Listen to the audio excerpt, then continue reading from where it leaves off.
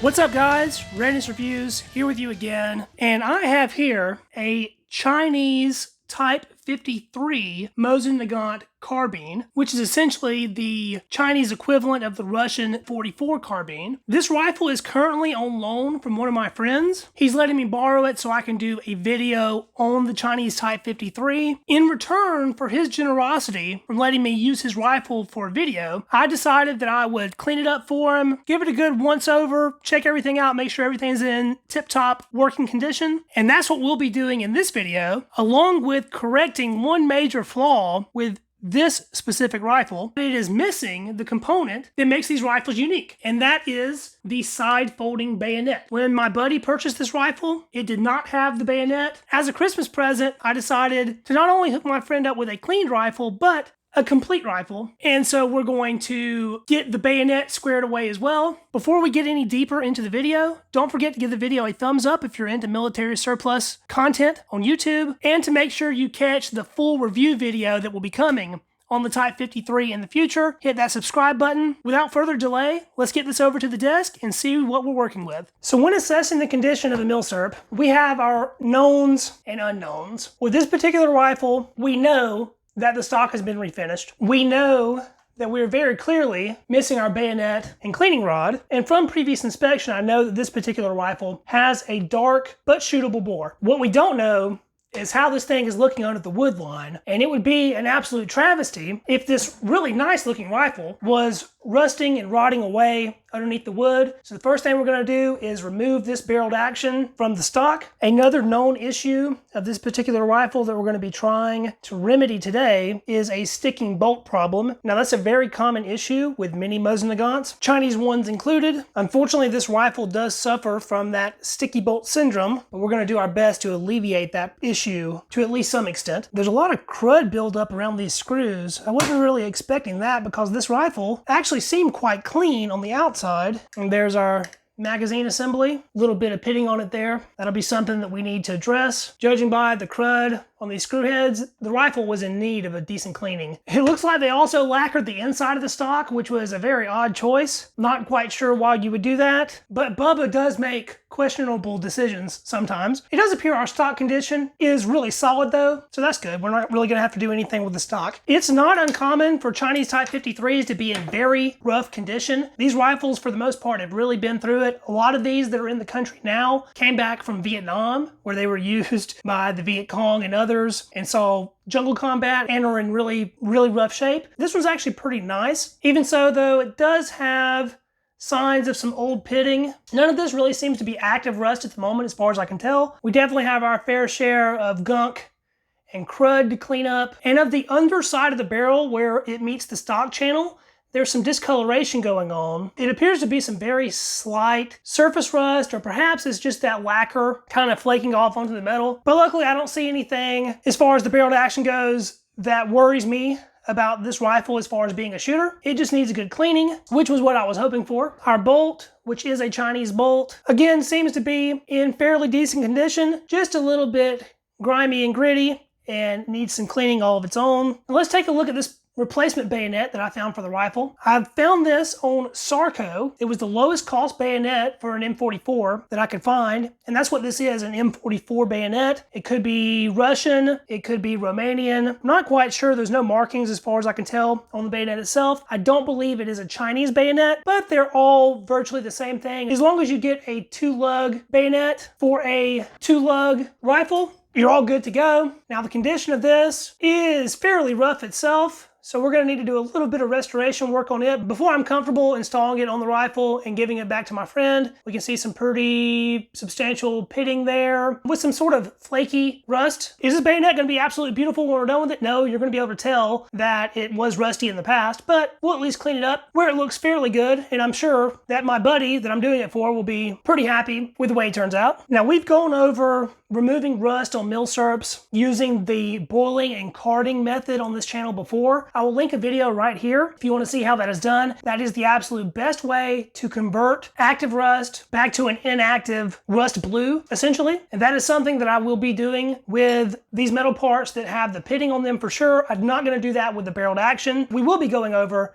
how I'm going to clean that up in this video. I want to make one quick addendum to my boiling and carding video, and that is what to do when you run across sections of heavy pitting where the rust actually raises up past the surface of the metal. Just boiling alone doesn't really do that great of a job of getting in there because the rust has sort of bloomed out and thickened up over the surface, and the boiling water doesn't really get to it that well. So you want to scrape it down so it's back on an even surface like it used to be, and that'll make it to where it requires less cycles of boiling and carding to get the desired effect. What we do in this situation is we take a copper penny. This is a 1968.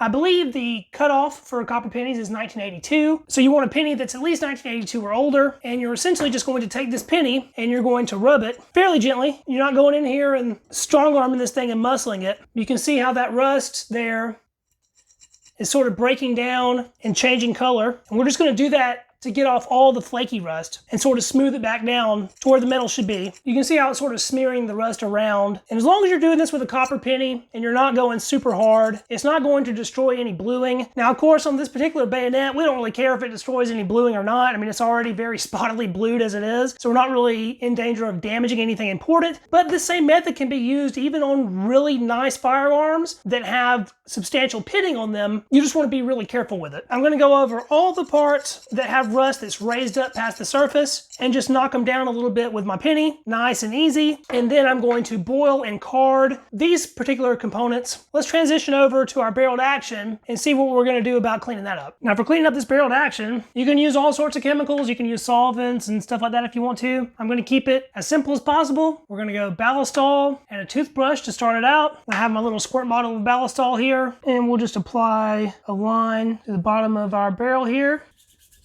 and just start scrubbing. Ballistol does a great job of basically everything. It cleans and protects. You can use it as a gun oil replacement if you would really like to. I usually tend to use ballistol and a proper gun oil as well. I like ballistol more as a cleaner than anything, but I can see it right away lifting up all that gunk. I don't know how well it's coming through on camera, but just on that one pass, the bottom of this barrel is already the color that it should be. It doesn't have that sort of red tinge to it anymore, and we can see all that rust was picked up on our shop towel here, and that was just simply from a toothbrush and ballistol. If we run into a place where the rust is particularly bad, but we still don't want to boil and card, I implore a little bit different method, and that is steel wool and Croil. Croil is a little bit more of an aggressive oil than ballistol is, and we can put a little bit here where that old pitting was, and we just go over that very gently with 4/0 steel wool, and that'll take off any persistent surface rust. But if you want to get into cleaning anything other than just surface rust, that's when we go to our boiling and carding to really get in there and convert it, so that way you don't have any problems with it in the future. Luckily, that pitting there doesn't have any active rust in it anyway, so we're not too worried about it. I'm going to continue going over the full barreled action with our toothbrush and our ballistol, wiping away all the crud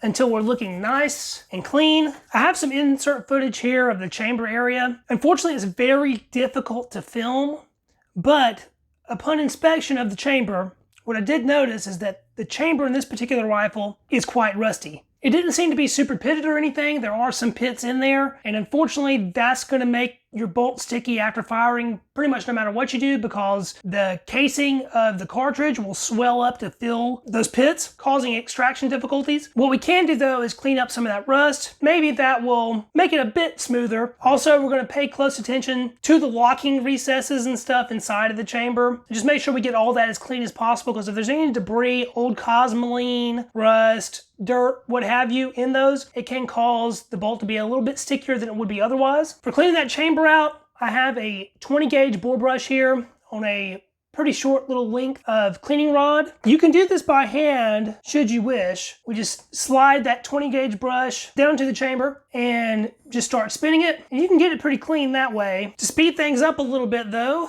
we'll be adding a little bit of power with our power drill here. This is where we start working smarter, not harder. Gonna put a little bit of Hoppy's number 9 on that just to help break up any debris that may be in the chamber, and we're gonna do this very gently. It doesn't take much. Just about like that, nice and slow. We want to keep it good and even, that way we're not damaging anything. And we've saved ourselves a ton of elbow grease there. Now I'm going to wrap the bore brush with a little bit of this shop cloth and stick that down in there. and run it through. Look how dark that cloth is now. We just took all that crap out of the chamber, and that's exactly what we wanted to do. And I just gave that a quick visual inspection. It is looking worlds better. It's no longer orange in there. It's actually a little bit shiny and metallic looking now, which is a good thing. Now what we're gonna do is try to get all that gunk out of the locking recesses like I was talking about. That can be very difficult. Your best tool in my case is my pinky. And I just put it on a shop cloth and kind of reach up in there and do my best at cleaning it out. You can get in there with Q-tips should you wish, and I'll probably resort to that here in just a minute to make sure I get it all out. We'll just do our best to clean it as much as possible, and hopefully the next time we go to fire this thing, we'll be able to tell a difference because our bolt won't lock up after every shot. So now we're all boiled and carded on our bayonet, and of course it is still not perfect, but it definitely looks a heck of a lot better. I ran a few patches through the bore with some Hoppe's number 9, and the bore's actually a lot nicer than I thought it was. It has a little bit of shine to it, so I was pretty happy to see that. I think we're about ready to put this one back together, so let's start off with this bayonet. When I was sourcing this bayonet, I also bought a bayonet screw. It turned out that the rifle had the screw included already, so I didn't actually need one, but for future projects I have an extra bayonet screw. This is certainly a two-hand job, but these bayonets are super easy to install. Just compress the spring, line the hole up, and stick the screw in. Cinch that tight. It works in the closed position. See if we can get it to work in the open position. And there we go. I'm going to say that part of the project is most definitely complete. Very happy I could do that for my best friend that loaned me the rifle.